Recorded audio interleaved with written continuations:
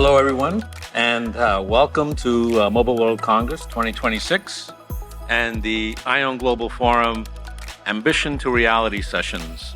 I'm calling it that because today we have a great mix of experts who are going to share with you ambition and reality of what's happening in the world today with connectivity and networking and AI, as it all comes together in a very, very fast way.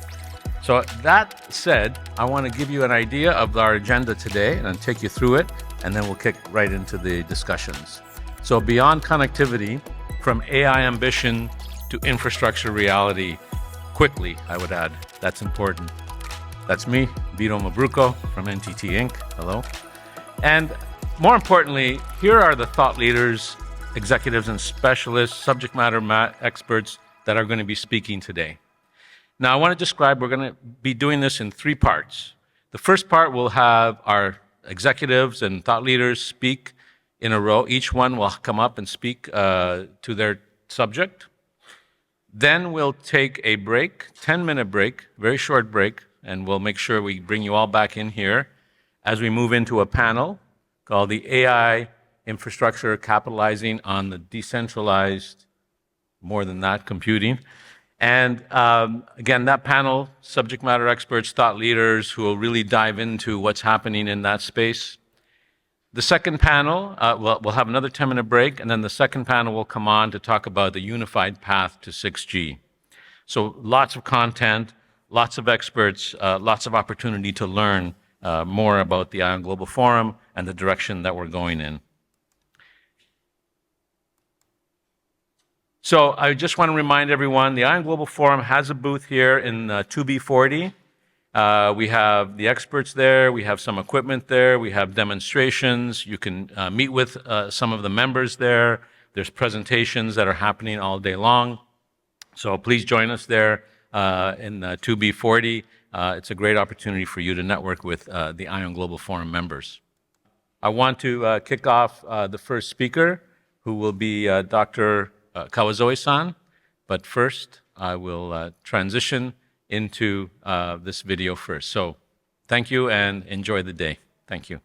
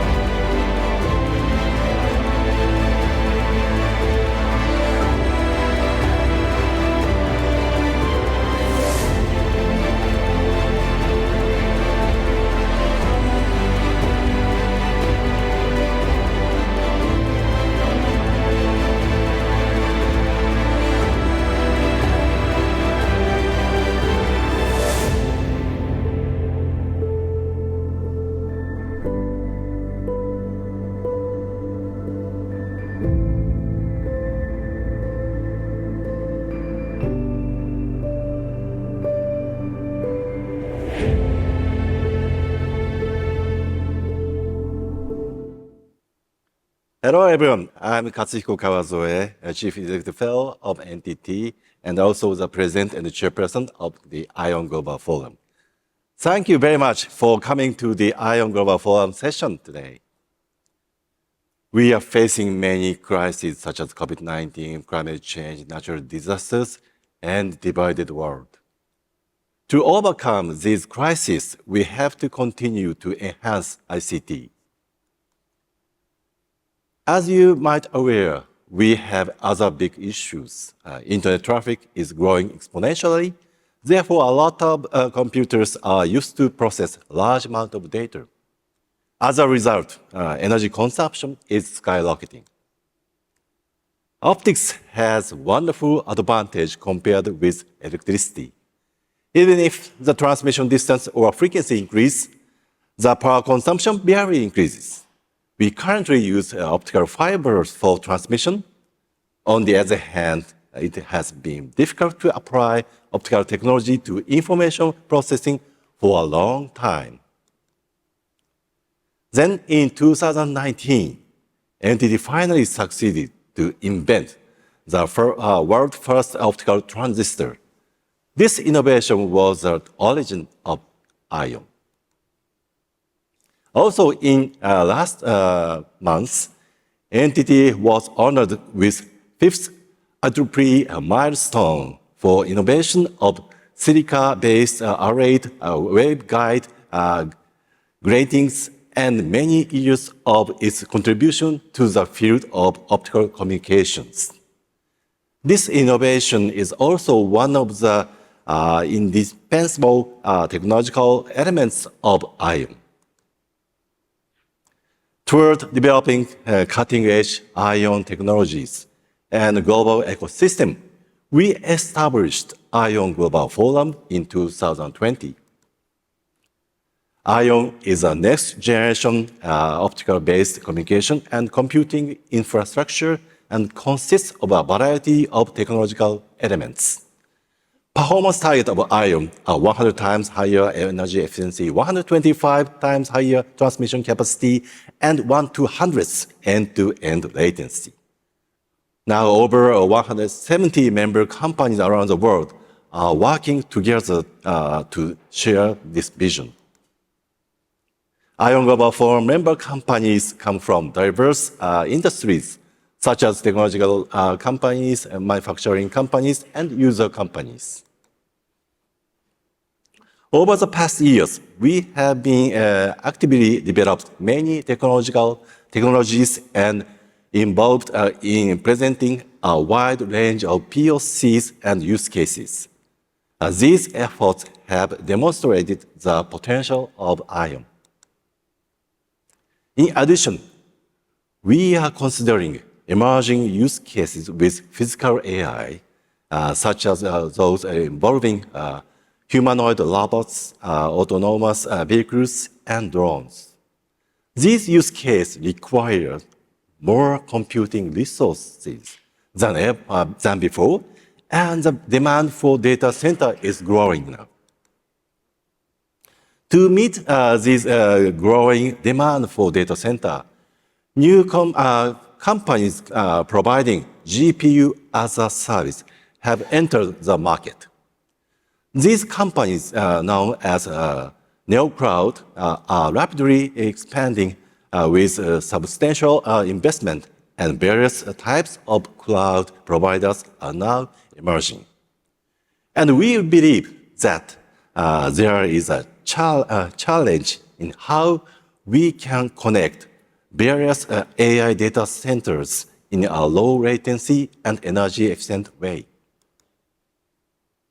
In June 2025, we launched Release 3 of the Open all-photonics network functional architecture. Open APN enables open and standardized optical networking that can dynamically interconnect cloud providers and neo-cloud providers.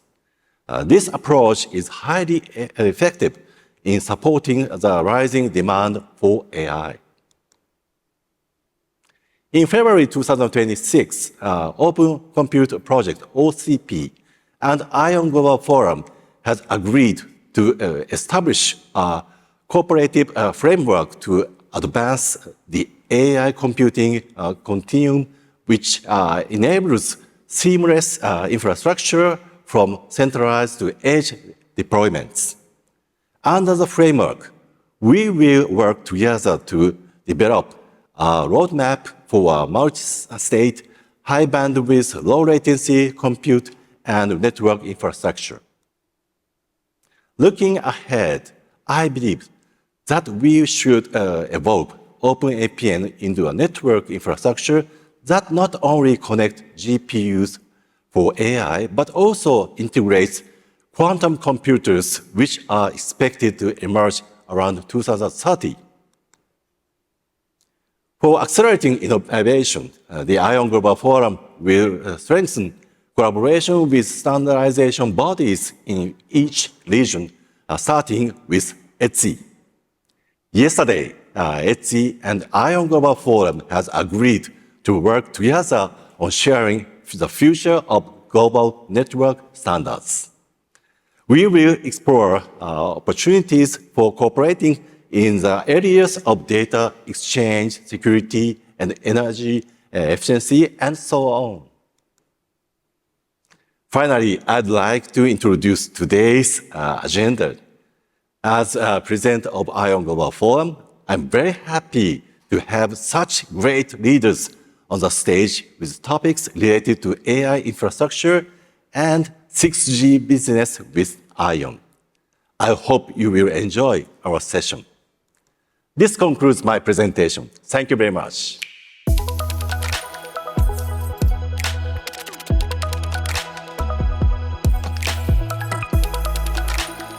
Thank you very much, Dr. Kawazoe-san. That was a great introduction to the problem statement that everyone knows we're facing with regards to power and volume and latency that AI is driving. And of course, the solution is photonics. So thank you for emphasizing that, and also the associations and the open concepts that the IOWN Global Forum has. Very important points in the way we collaborate with the industry in order to really bring this to scale around the world. So thanks for setting us up. All right, our next presenter is Chris Wright from Red Hat. And sorry, Chris, I think I saw you in the front row. There you are. So please give a hand to Chris Wright for joining us here on stage.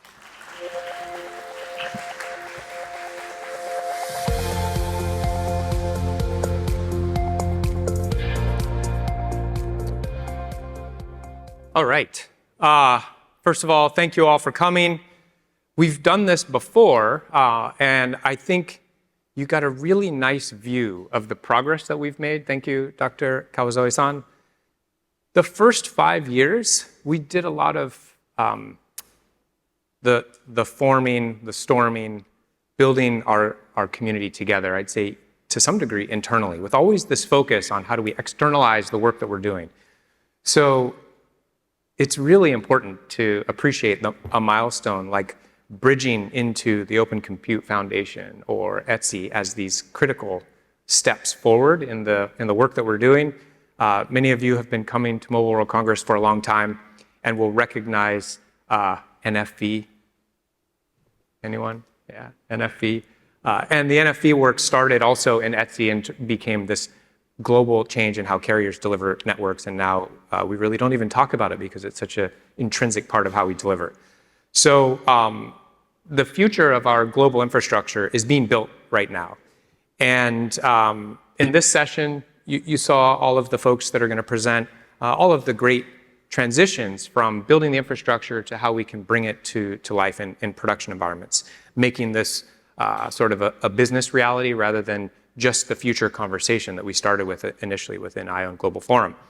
Hopefully you'll leave with a deep appreciation for all photonics networks, the importance of physics. Yeah, I mean, talk about physics, bridging all photonics networks and quantum computers. That's very, it really satisfies the inner physics geek in me. And we'll look a little bit about where we can unlock some of these future revenue streams and drive new business opportunities for us through this next generation infrastructure. So you already heard a little bit about this paradox that we're facing, this world of increased performance need coupled with the challenge of building sustainable infrastructure. We have power envelopes within any given data center. We have challenges meeting the power needs of all the new infrastructure. And to solve this issue, this challenge, we're sort of rewriting, or maybe better said, realigning ourselves with physics.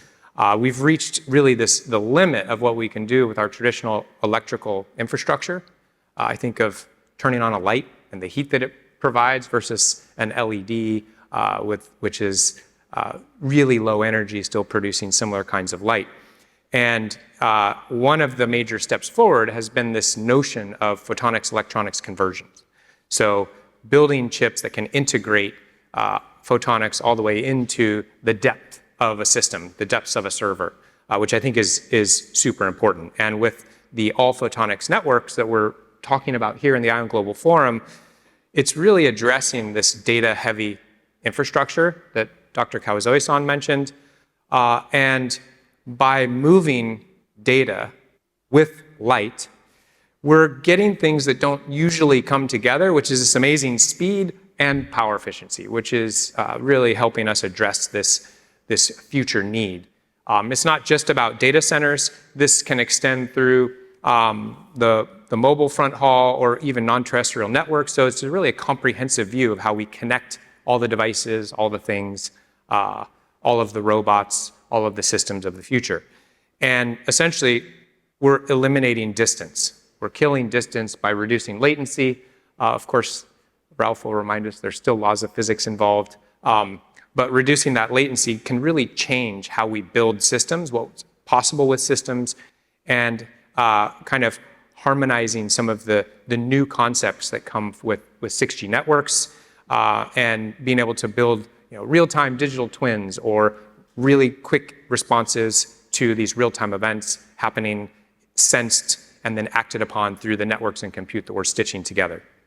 So I think one way to put this into context is we do a lot of component level optimizations.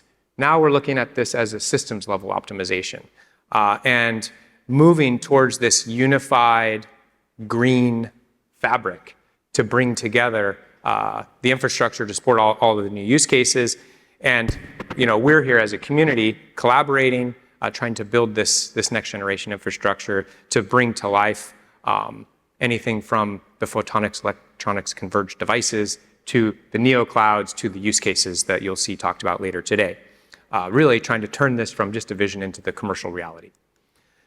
So I get asked this question a lot. What is Red Hat, a software company, doing in this all-photonics network conversation? And it's a fair question. Of course, any hardware needs software on top, so there's a software stack that is enabling all of the new hardware capabilities. But I think it's a little broader than that. The way we operate as Red Hatters, as community members, is a catalyst to bring community members together, to bring industry together, to find the use cases and bring those to life with open source examples. And this is not at all new to us, but it's part of what we can bring into the IOWN Global Forum. And we've always had a focus on POCs and the iterative process of continuous improvement rather than the long-term vision and a big bang 10 years later when we finally build something that maybe has missed some of the industry opportunities. Now, for quite a while, we've been restrained by copper wires and traditional servers. And we're breaking down some of those walls with something called CODI, which is a composable hardware in disaggregated compute. So this is a software project that allows you to effectively build a server in real time in demand of a workload. And this is a CNCF, or Cloud Native Computing Foundation, sandbox project. So again, bringing this out from the work we're doing within the IOWN Global Forum to extending into other communities that are relevant and important in this context. So building a system out of GPUs and CPUs that aren't physically connected on the same server, but interconnected through the all-photonics fabric and can be composed on demand to provide a server serving a particular kind of workload. We all know servers are often optimized for a workload, so now we can real-time optimize the server for a workload that could be persistent or could be ephemeral. On top of that, you see interesting tools like Linux and Kubernetes, things that I'm very familiar with, that are part of the infrastructure that build out the applications that run both networks and enterprises today. So bringing that on-demand server then distributed with the existing software that we have today is part of the work that we're doing and showcasing within the IOWN Global Forum. So Bringing these things together, we can then break down that power wall by eliminating the power-hungry electrical connections, bringing this level of scalability as we can compose compute. We can build these compute systems in a more efficient way.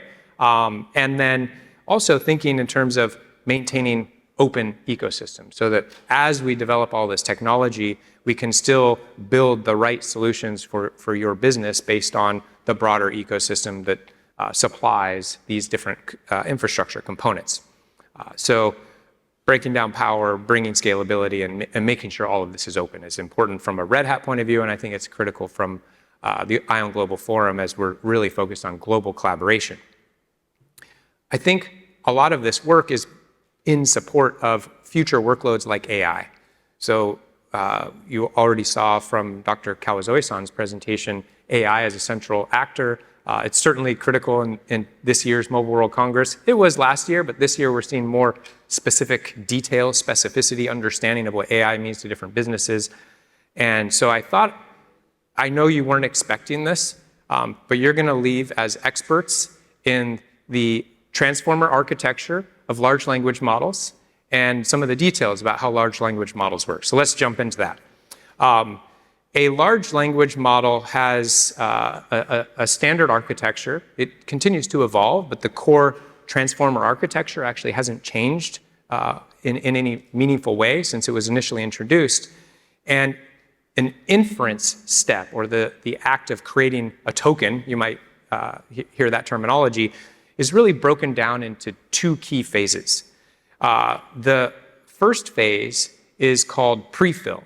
And prefill is bringing all the context, your query, your system prompts, all of this thing together, and doing a significant amount of matrix multiplication. So it's a very compute-heavy task. The next phase of inference is called decode.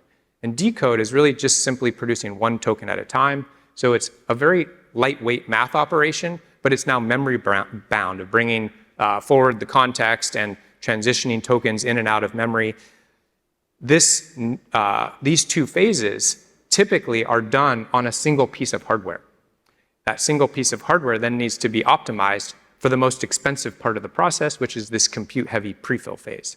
So if we go back to Cody and that ability to compose a compute system on demand, you can imagine something called disaggregated prefill and decode, where the prefill phase and the decode phase can actually happen on separate forms of hardware that are optimized for those different stages. So now we've just built on demand a new server connected through an all-photonics network, producing a lower cost in terms of power and lower cost in terms of unit cost infrastructure to produce tokens in this new token economy.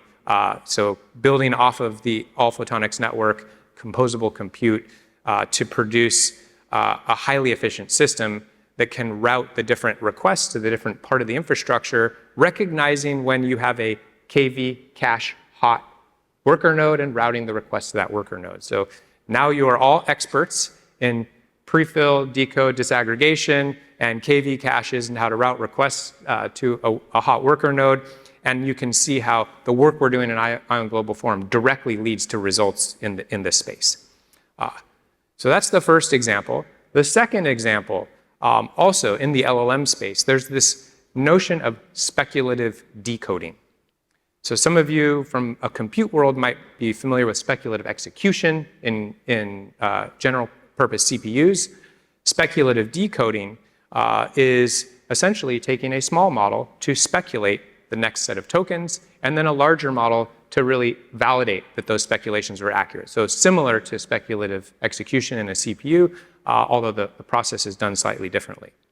So now if you think about this smaller model that's speculating on the series of results and the larger model that's validating that, we can split that work into two different locations and run that speculative work right on the edge and do the validation in a higher powered data center, and we remove latency between those two systems by the all-photonics networks connecting to these different pieces of the infrastructure.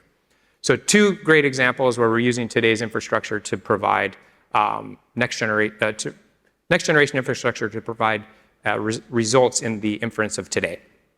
And then I don't have time to go through all of the details, but I just wanted to get to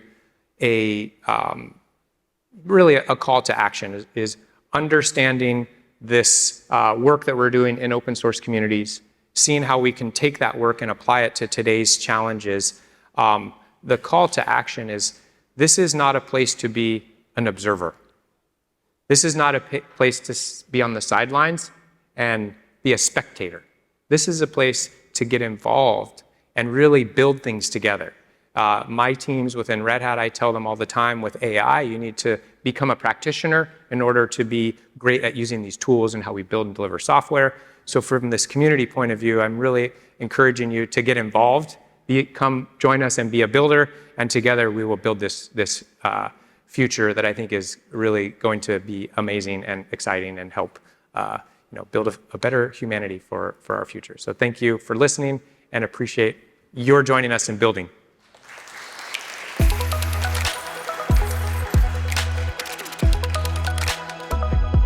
Thank you, Chris. You always bring clarity to complexity, and I say that every time, and I mean it. I got a few things out of that. First of all, I got a new tagline. It's called "Physics is the Future," and because it truly is all about physics when you get to photonics.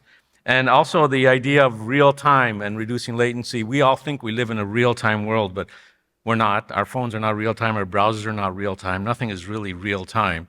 And so in the new world of AI, we do need to get to the real-time, which is where photonics takes us. And last but not least, hardware needs software. I think that's been something that some people overlook. Whether you're driving a car, it still needs a human, although they're going to be replaced with software. But in the end, we always need to have something telling the hardware what to do. So thank you for doing that as Red Hat.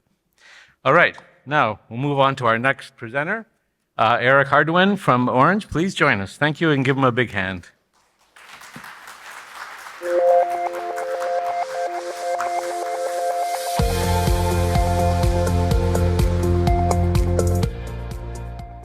So I'm Eric Hardwin, I'm an Orange Fellow, and I'm leading the research on future network technologies within Orange. So I'd like to echo Chris' message: join the community, be a builder, and join us in the IOWN Global Forum to prepare the future of all-photonics networks. I built this presentation with the intention to explain to us why we, Orange, an operator, we are part of this forum, what are the benefits that we expect, and also to provide some concrete examples of the work that we are doing in the forum. So it's not only paper, you will see that.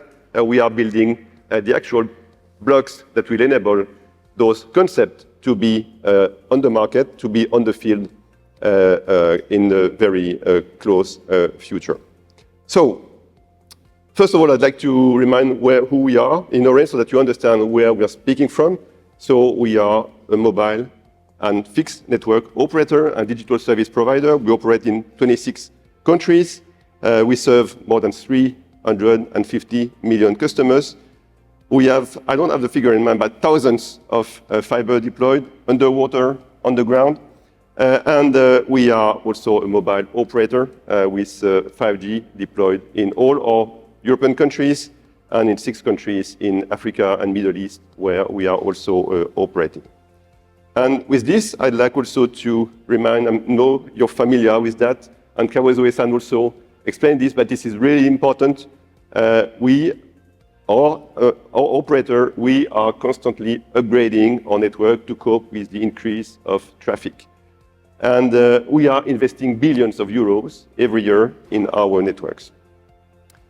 A more recent constraint is that, as many other operators, we have taken commitments to be net zero by 2040. That means that any new technology that we are designing, any new technology that we are deploying, we need to make sure that it will help us to meet this net zero objective. Being net zero doesn't mean that you don't produce any CO2. We do, we have to, but we want to minimize as much as possible those CO2 emissions so that the rest can be compensated by carbon sinks, for instance. And when you think in terms of CO2 emissions, it's not the same as reducing energy consumption. We have to reduce the energy consumption, but that's not it. We need also to make sure that we limit as much as possible the amount of new hardware, because new hardware requires production, material, energy to produce the equipment, transportation of the equipment, and so on. So in the end, it's very important also for us to be as much software upgradable as possible and to limit the hardware. We will need new hardware, obviously, but we want it to be minimal. And then in the last years, something happened, the emergence of AI, which increases, whose usages are expected to increase exponentially, with a lot of uncertainty for us operator in terms of what it means in terms of increase of traffic, increase of energy consumption. And I like this chart that was published by the International Energy Agency last year. And that shows the different assumptions in terms of how the energy consumption of data centers may evolve. And you can see that there are many curves because there's no agreement. But whatever happens, it will be significant. So with this, what do we expect from the future networks? We expect them to allow us to cope with the traffic increase, also to be sustainable, as I said, and sustainability is not only about the environmental sustainability, it's also about the social responsibility. And what we put behind is the fact that we want our customers to trust our networks. So the networks, they need to be there, they need to be available, so they need to be resilient, they need also to be secure.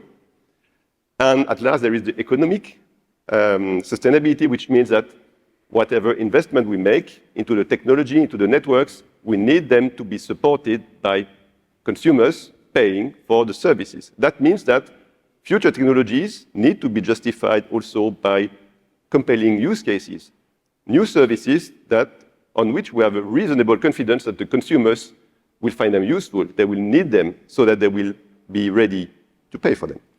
I told you that we need to be careful about new hardware, and there is a very important requirement on that when it comes to our optical fibers. We have spent billions of euros to deploy fiber in our countries. We have not finished in some countries, but in France, for instance, we have a vast majority of the households which are connectable to fiber.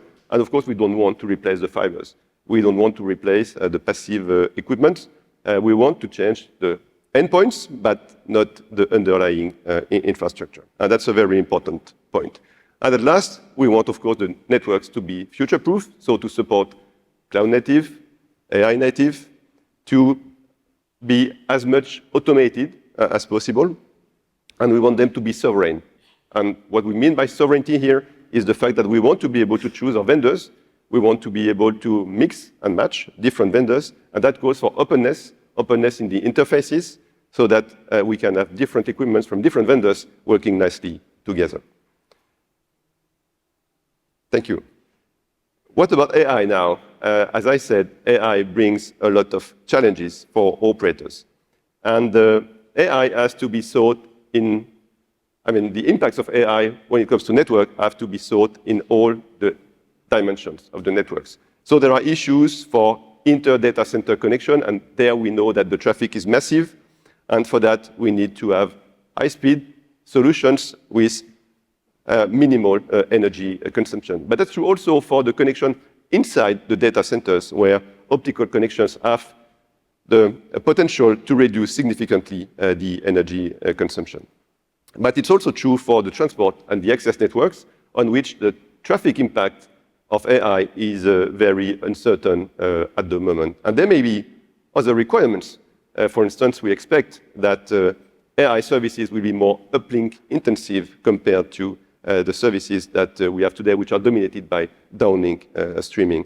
And there will be most likely also some quality of service requirements that we need to be able to cope about. So the IOWN Global Forum helps us to address those challenges using the open all-photonics networks. And all the words are important here. The concept of all-photonics networks, I'm sure you're familiar with. It's about replacing all the electronic to optical conversions by purely optical devices. And it can be applied for all the network segments. So far, we have mostly focused in the IOWN Global Forum on the transport side, but at some point, and then also on the XOL side, so the part of the network that feeds the radio base stations. But at some point, we believe that this concept is also very nice and useful for the access networks. And we have also worked on making it being able to be automated. And I said that all the words are important in the open all-photonic networks, and the word open is very important as well, because we want it to be, from the start, able to work with different equipments coming from different vendors. And there has been a lot of work ongoing in order to make this concept of open all-photonics networks tangible. And I'd like to focus now, in the 2 minutes I have left, on two particular functions that we, Orange, have been particularly involved in. And the first one is called Transport PCE. And it is actually an open source network controller, which has been defined in the framework of the Open Daylight initiative.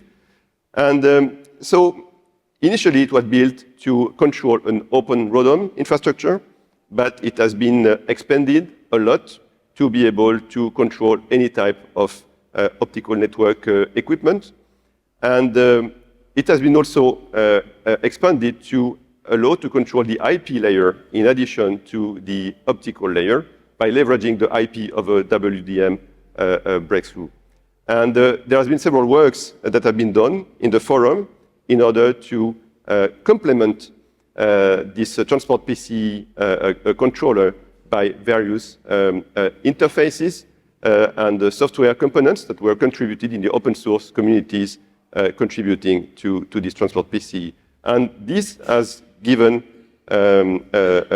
several demos that were presented in major conferences in OFC and Fuse last year, for instance, in OFC again in 2024. So if you want to know more about it, I invite you to have a look to the press releases that were made at this occasion. The second building block I'd like to emphasize is the network digital twin. You know that digital twins have been an integral service targeted from the very start of the IOWN Global Forum. And the network digital twin is a particular instance of this that allows us to automate the network by creating a virtual representation of the network elements that allow us to predict what should be the optimal configurations of the network equipments for different use cases. And the IOWN Global Forum has published several documents on that. The latest one has been published end of last year. It's about the requirements in order to define the data processing, the data storage, the data security requirements that are relevant to build a commercial-grade network digital twin.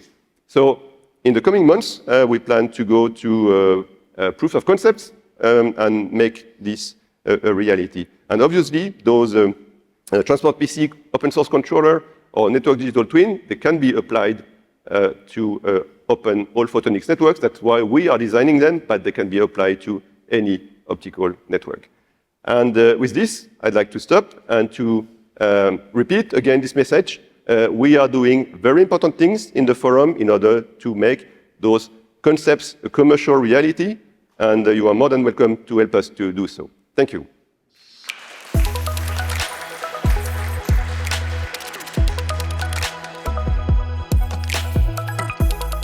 Thank you, Eric. Thank you for joining us today and really giving us the expectations from an operator so large and expansive as Orange. And I wanted to just repeat some of the things that you said that are important to you that I think we're trying to address here as the IOWN Global Forum.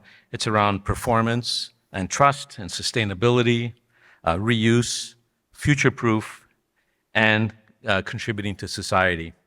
And it's also an example of the diversity of the IOWN Global Forum. So we've had a software developer, we've had a mobile and digital operator, and of course we had NTT, which is also a mobile operator, and a systems integrator and a software developer. I have to put a pitch in for NTT as well because they were on stage, but always diversity. And we continue to see this, and we'll continue to see this now in the next part of the presentation.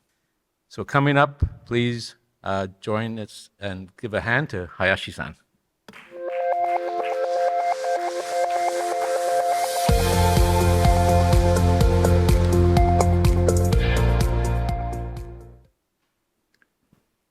Thank you, Vito. And thank you all for joining us today. I'm very glad to be here. My name is Michiaki Hayashi of KDDI, a director of this forum. IOWN Global Forum was founded by NTT, Intel, and Sony.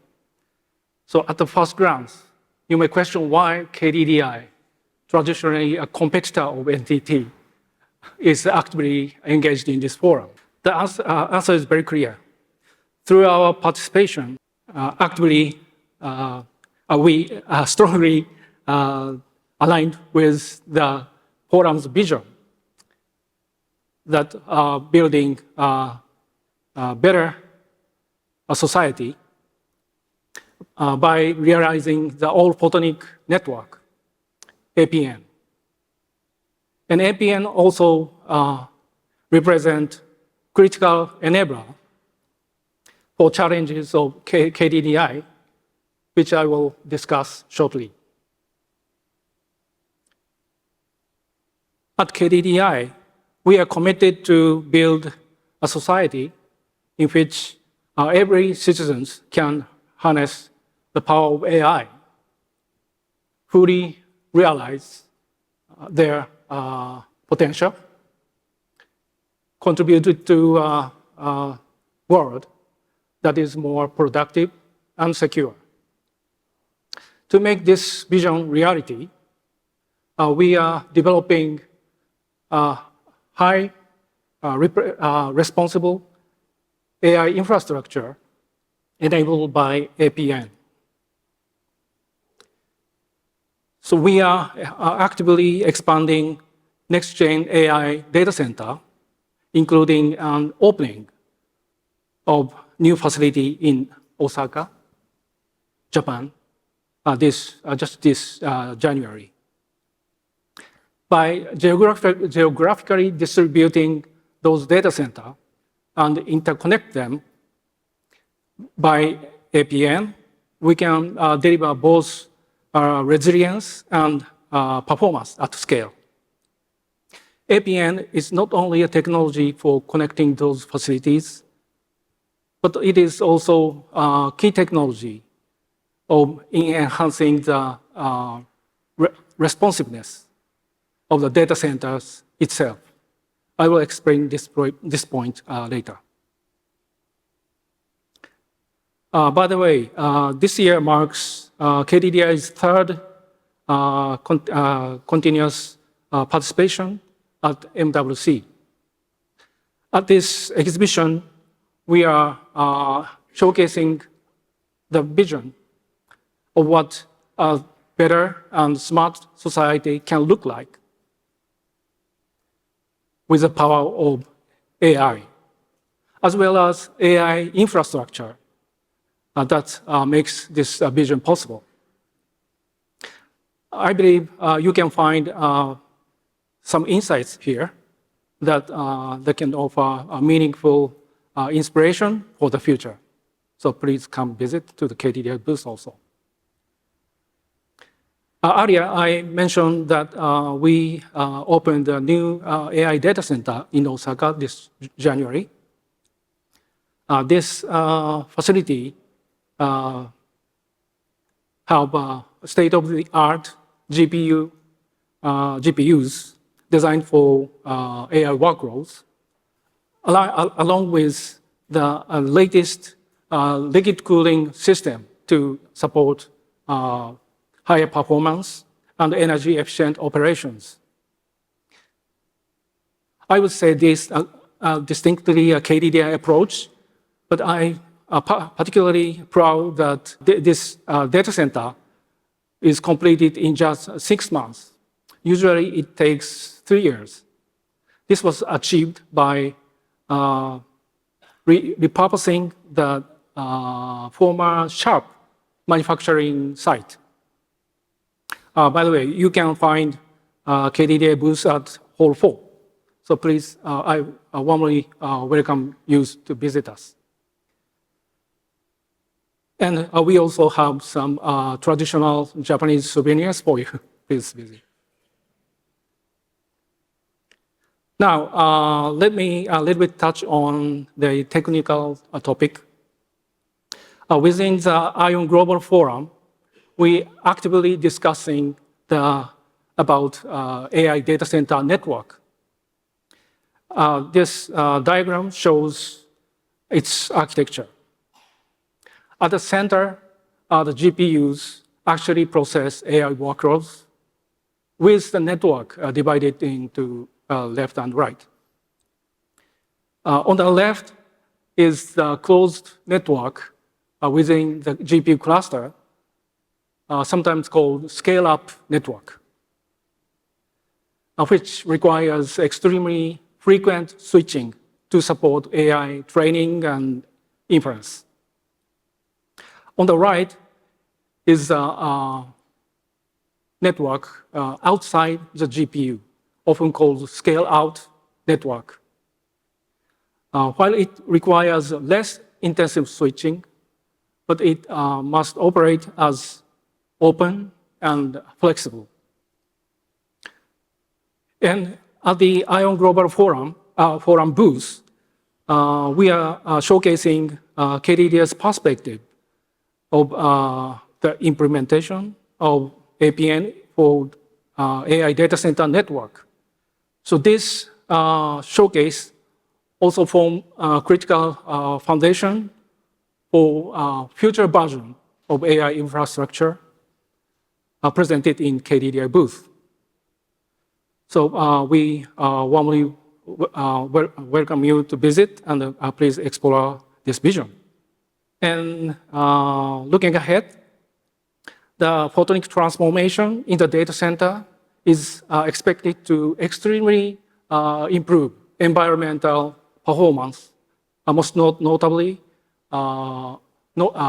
substantial reduction of electrical power and corresponding improvement in PUE, which is increasingly required for next-gen AI data center.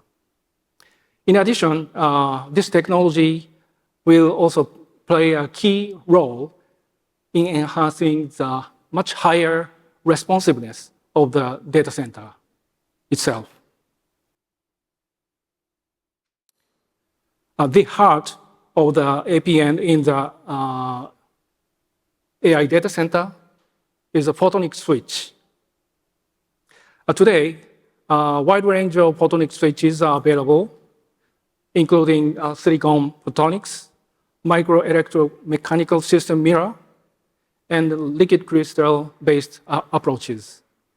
But in fact, in practice, this network must be carefully designed by taking into account the fact such as required switching speed at each switching part, as well as insertion loss as the system scales. So we are pleased to explain this technology in greater detail at the IOWN Global Forum booth. So please visit us, and thank you very much.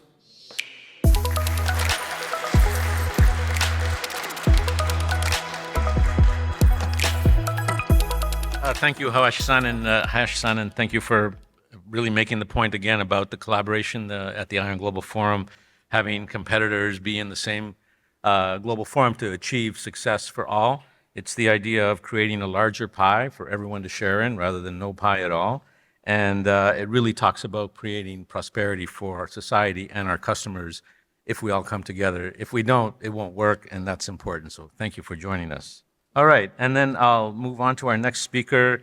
Please welcome Rod Rothschild from Siena.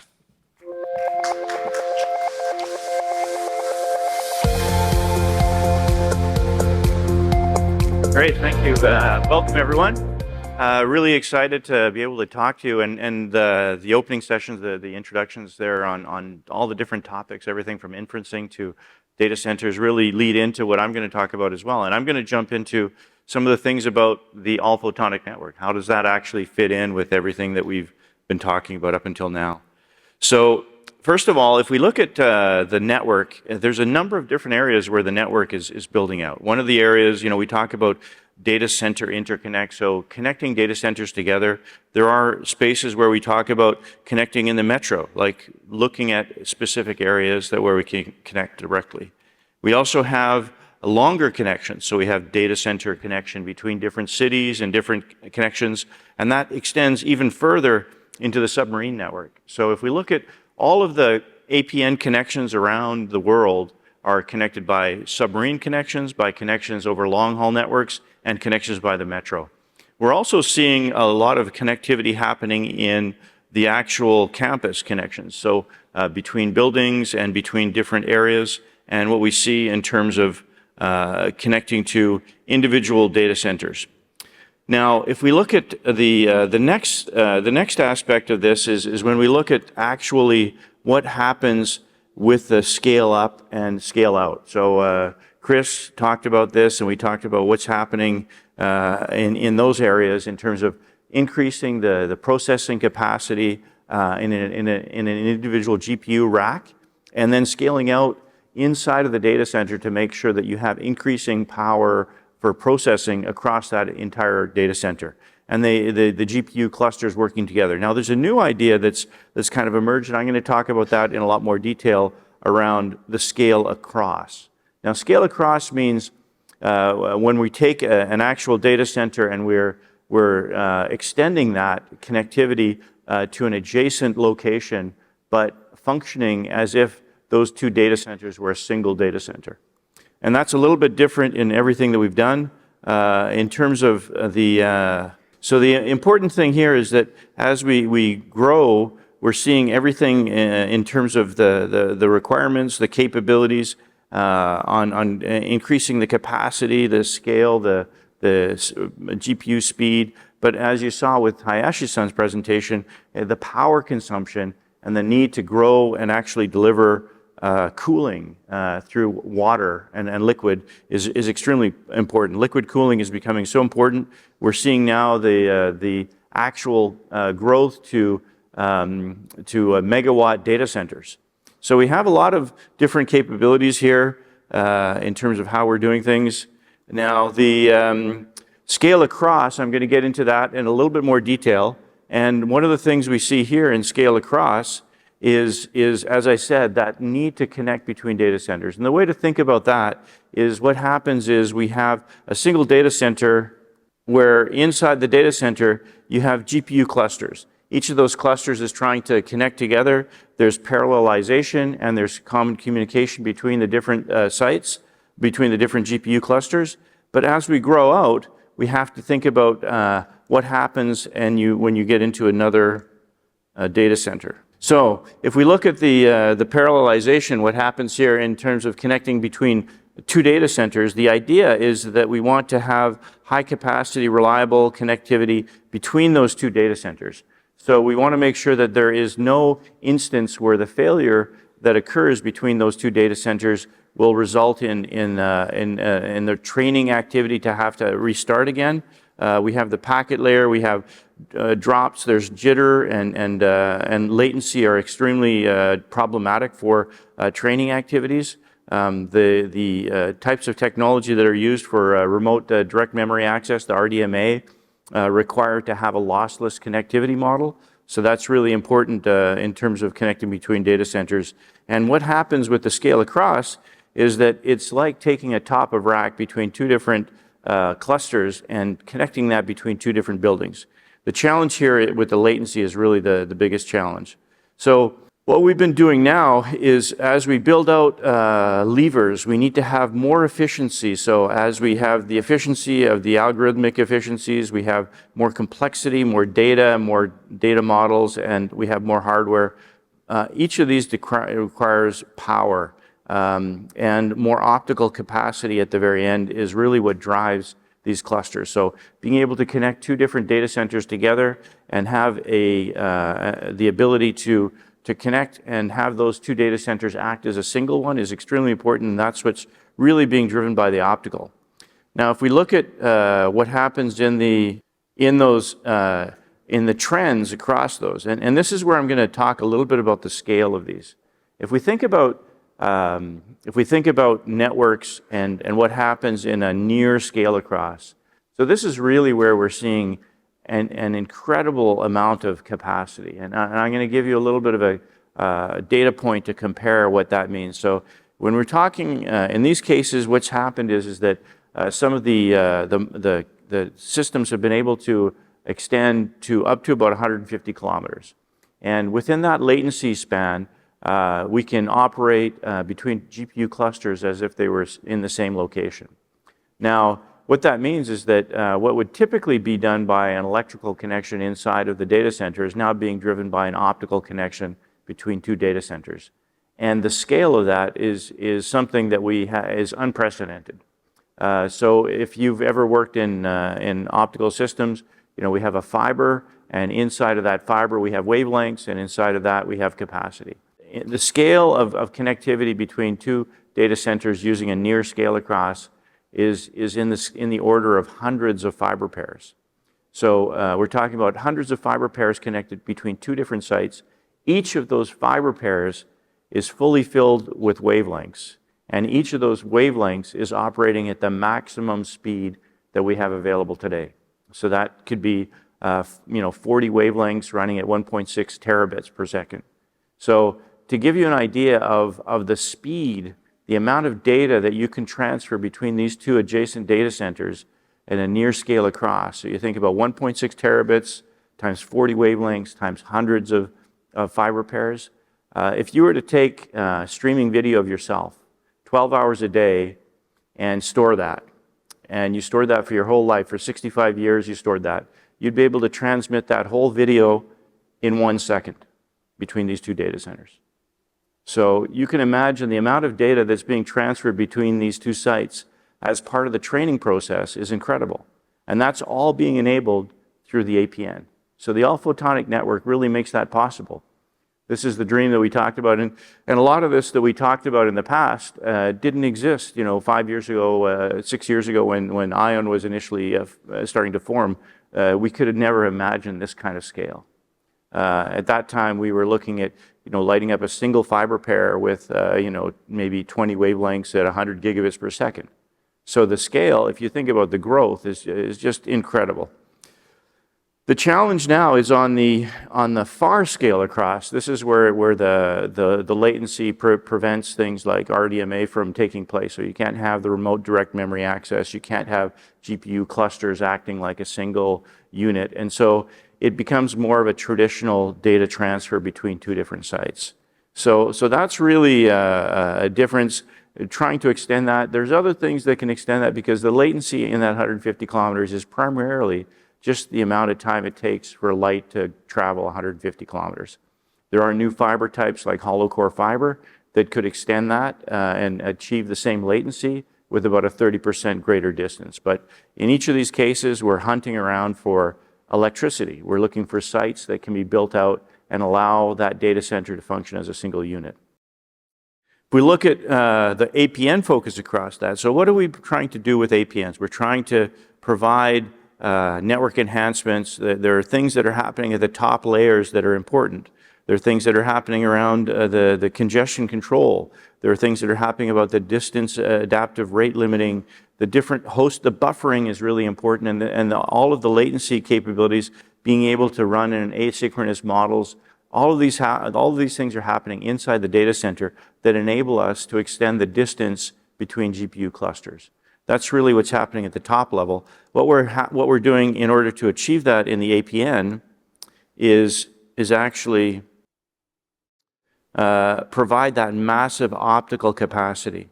So that means that allows us to enable the better load balancing, less oversubscription, less issues if you have a link flap. There's a lot of things that are happening that make sure that you have lower jitter, fewer drops, more simplicity, and overall better performance.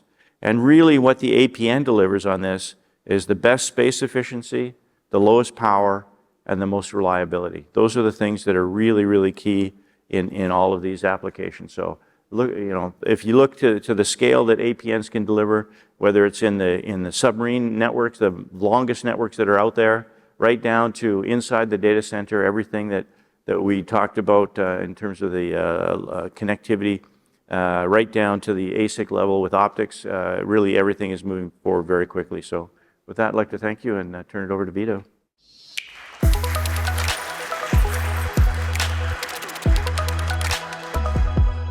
Thank you, Rod, for bringing up a very important point, and that's around scale. And I think one of the next big things that the IOWN Global Forum is intending to do is to really bring this technology to scale, because without that, it's just a few use cases. That's not enough. So you talked a lot about scale, and it came across very clearly that without that, we really can't achieve the AI future that people expect. I mean, we talk about autonomous vehicles. We're not going to get there without significant scale and networking. We talk about personal agents, which are still haven't really gotten here. How are we going to do that without connectivity and the scalability between and far, and how many different ways you describe scale? Biodigital twins, I mean, those are going to take massive amounts of data. So thank you very much, Rod, for bringing attention to the importance of scale in our industry and for what we're trying to achieve. Okay, so with that, I would like to introduce our next speaker, Dr. Camarillo. Please join us. Let's give a big hand for Dr. Camarillo.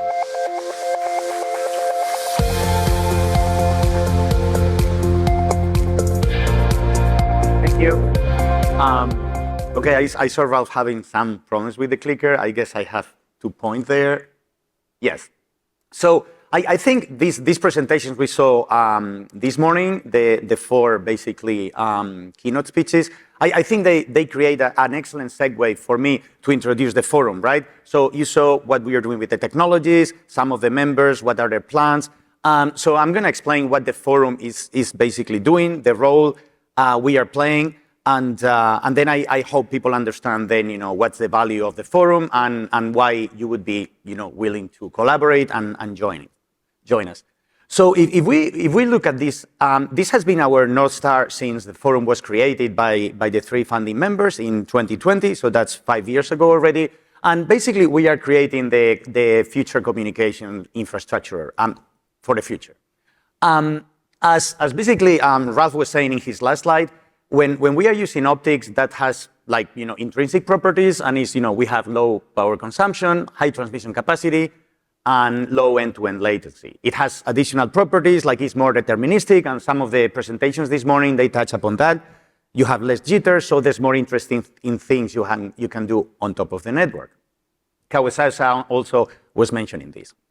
So, as it was mentioned also in the presentations, the situation has changed completely since 5 years ago.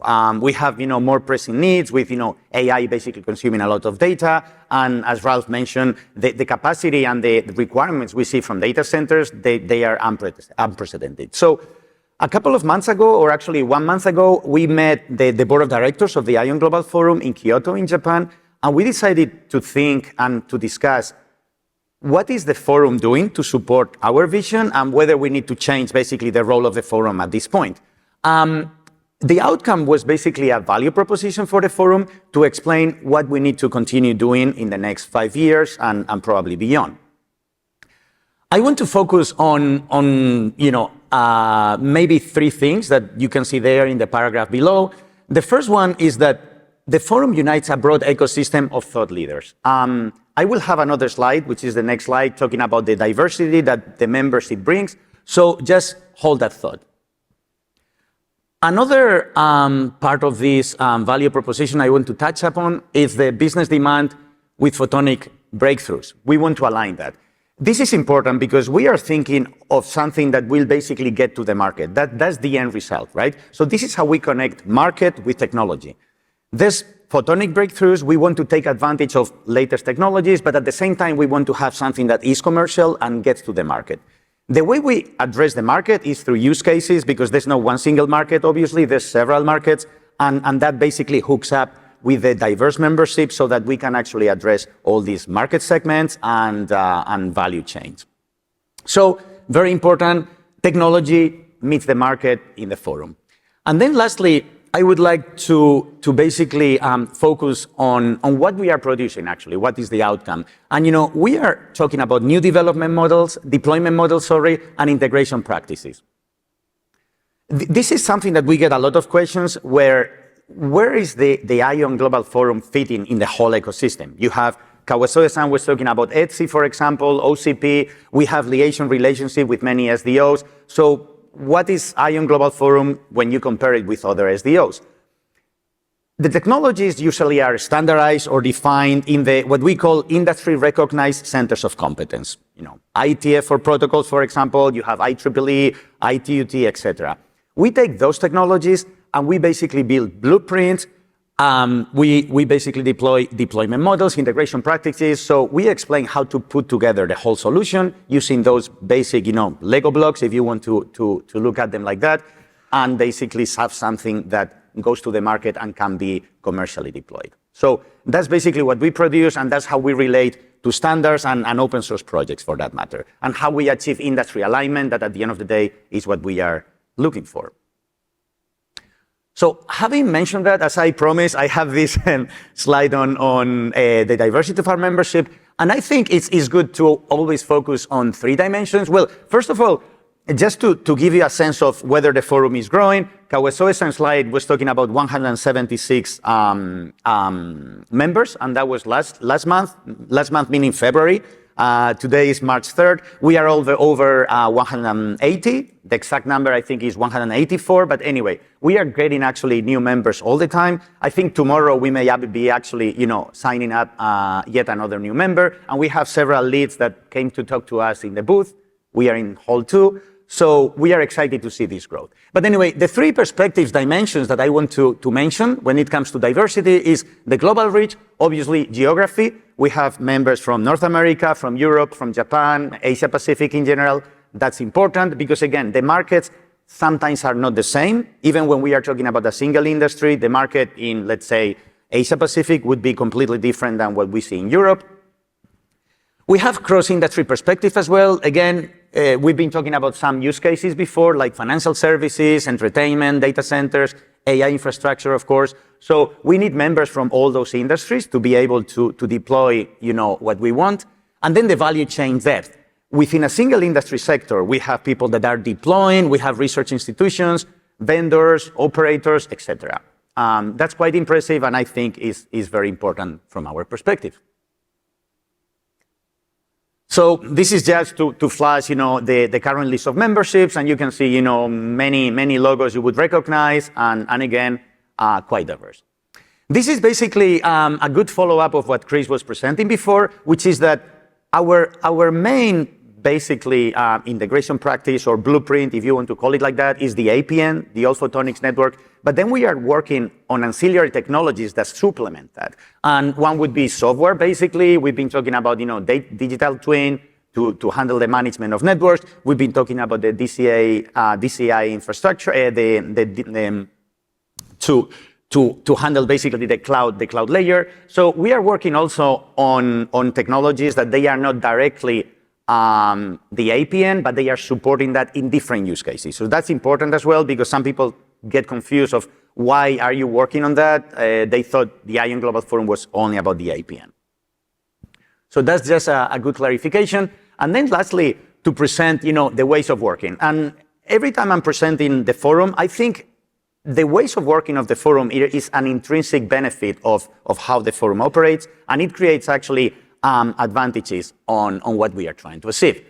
As I said, this is about connecting breakthroughs in technology with use cases, with the market, and the market, we address it through use cases. So we usually come up with use cases, having member companies in that specific niche or industry sector, and then we translate the use cases into requirements. Every use case, they basically have different requirements when it comes to bandwidth, resiliency, deterministic networking, all that. And with that, we go and build the blueprints, as we said, deployment models, integration practices that they are needed to implement that use case. And this is when things get interesting. Then we actually validate our assumptions and the blueprint. We start with technology assumption, which is proof of concept. So we will build prototypes, see how it works. And of course, this is highly iterative. So we would go back to the drawing room and understand what was wrong with the blueprint, if there was something that needs to be fixed or amended or addressed. So that's important. And finally, again, we have an iterative loop there. We do proof of value and proof of business. So the idea is not only to have a technology that works, also to be able to understand that we are providing the value that we thought of when we designed the use case, and also that is economically viable. we could be providing the value, but maybe it's too expensive. That would not be good for the forum because that wouldn't be commercially viable. So keep in mind those three validations, and the end result, again, as I said before, is commercial deployment. That would be the last stage. We have seen already RFPs out there, especially in Japan, Taiwan, that they are already mentioning explicitly the IOWN Global Forum. In our meeting with the board of directors last month, we were thinking that it would be actually a sign of success if we see those in other geographies, like Europe and North America. So that would be a nice kind of North Star to aim for when it comes to next steps for the forum. And then this is just really quickly to give some numbers on what we have accomplished since the beginning. And as you see, technical outlooks, use cases, those are all publications that you can actually get from the website of the forum. And then what we are trying to achieve, which is basically industry alignment and everything that I mentioned before with the go-to-market strategy. That concludes my presentation. I will be talking about use cases then after the break. But anyway, again, we are in Hall 2, so please come see us. We have much more to tell us. And if you want to become a member, reach out to us and we will basically support you gladly. Thank you so much.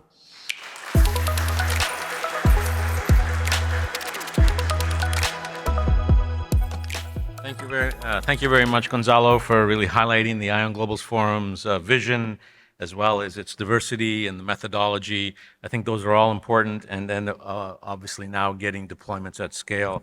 So thank you for encouraging the IOWN Global Forum and the members to continue to focus on that. Okay, so we have reached the end of the part one, and I just want to now remind you that we're going to take a short break. But before we do, I just want to say, make sure you come back, because there's so much more happening and that we have to talk about. And this panel here is focused on the new data center ecosystem and decentralized cloud economy. And it's really trying to address the challenges around how AI services are driving the whole global data center, hyperscalers, neo cloud providers, and really what's going to shape the future of the data center ecosystem. And so you see there, we have some very strong subject matter experts who are going to talk about the whole integration of cloud, network, and photonic technologies to enable a more sustainable and high-performance data center infrastructure and the AI infrastructure of the future. So please join me, and then after that, we'll have another panel focusing on 6G, which I'm sure everyone is interested in. Thank you very much. Thanks.